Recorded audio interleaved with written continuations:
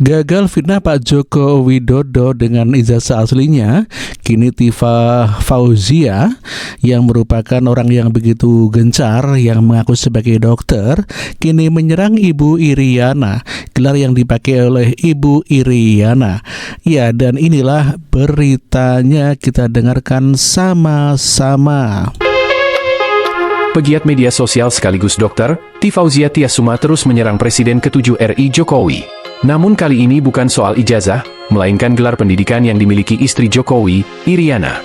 Lewat cuitan di akun X pribadinya pada Sabtu, 24 Mei 2025, Dr. Tifa menyoroti gelar Sarjana Ekonomi dan Magister Manajemen pada nama Iriana. Gelar tersebut tertulis pada situs resmi Dewan Kerajinan Nasional, atau Dekranas. Pada struktur organisasi, Iriana menempati posisi sebagai pembina. Dr. Tifa pun membandingkan temuan itu dengan profil Iriana yang tertulis di Wikipedia. Disebutkan bahwa istri Jokowi sempat berkuliah di Universitas Muhammadiyah Surakarta, namun tidak sampai selesai. Dr. Tifa pun bertanya kepada netizen soal gelar yang dimiliki Iriana karena informasi di Wikipedia kurang update.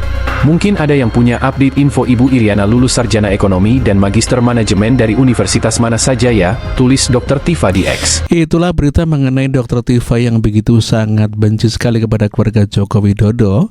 Ya, setelah gagal menfitnah Pak Joko Widodo dengan dikatakan sebagai ijazah palsu, namun demikian pada kenyataannya ijazah Pak Joko Widodo adalah asli.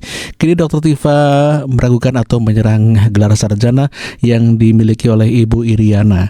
Ibu Iriana sebagai ketua Dekranas dengan titel Sarjana Ekonomi. Dan survei indikator politik Burhanuddin Muhtadi mengatakan bahwa 70% rakyat Indonesia tidak percaya kalau Pak Joko Widodo adalah punya ijazah palsu atau memalsukan ijazahnya. Dan dikutip dari Metro TV, si paling kontroversi, coba kita dengarkan pernyataannya. Satu pertanyaan yang menarik, saya juga tanya nih ke Prof. Burhan.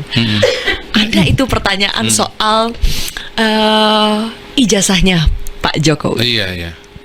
Nah, ternyata hampir 70% ya masyarakat itu tidak percaya kalau Pak Jokowi itu memalsukan ijazahnya. Mas Kodari, Prof. Burhan tuh sampai bilang ini isu ijazah ini sudah terlalu panjang. Dan Bang Abalin bilang juga tuh kemarin saya wawancara, ini seperti ada yang merekayasa mendesain ini dengan anggaran yang besar bertahun-tahun isu ini dipelihara. Mas Kodari juga merasakan memang ada grand design ini tujuannya untuk menjatuhkan Pak Jokowi? Kalau saya lihat begini, memang ada figur-figur yang unik ya, seperti Pak Roy Suryo misalnya ya, maupun pendukung-pendukungnya. Itu pertama ada figur semacam itu. Yang begini, kalau bicara Pak Roy kan isu-isu yang pro kontra itu kan bukan sekali ini saja. Sebelumnya juga sudah ada beberapa. Itu satu. Yang kedua, memang ada kelompok-kelompok masyarakat mungkin yang ya katakanlah suka atau tidak suka dengan Pak Jokowi gitu, sehingga mereka sudah punya sikap-sikap politik tertentu yang kalau melihat suatu fenomena atau suatu persoalan yang lebih dominan itu adalah soal suka tidak sukanya. Kalau saya pribadi misalnya begini, Pak Jokowi itu kan menggunakan ijazah itu sudah beberapa kali untuk proses pencalonan. 2 kali di Solo, 1 kali di Jakarta, 2 kali tingkat nasional. Ya kalau memang ada masalah, menurut saya sih harusnya udah dari dulu gitu loh. Itu sudah kena anulir Pak Jokowi. Itu kan kita harus ingat juga kasus-kasus calon bupati, wali kota, gubernur. Kalau ijazahnya palsu kan ketahuan itu biasanya. Ya, itulah pernyataan Kodari yang mengatakan bahwa kalau ijazahnya Pak Jokowi palsu tentu saja tidak mungkin bisa mencalonkan diri ya. Di Solo 2 kali, kemudian ada di Jakarta 1 kali sebagai gubernur Jakarta, dan secara nasional yaitu lewat KPU pusat dengan 2 kali nyalon presiden. Tentu saja hal ini sangat bertentangan atau hal yang tidak mungkin apabila Pak Joko Widodo ijazahnya palsu. Tentu saja lembaga seperti KPU sangat kredibilitas ya, punya kredibilitas yang tinggi, tidak mungkin akan memasukkan Pak Joko Widodo apabila ijazahnya palsu. Memang betul itu sungguh masuk akal sekali. Sementara Tifa atau Dr. Tifa Fauzia Suma, dia mengatakan baru pertama kali berurusan dengan pihak Polda atau kepolisian, berurusan secara hukum.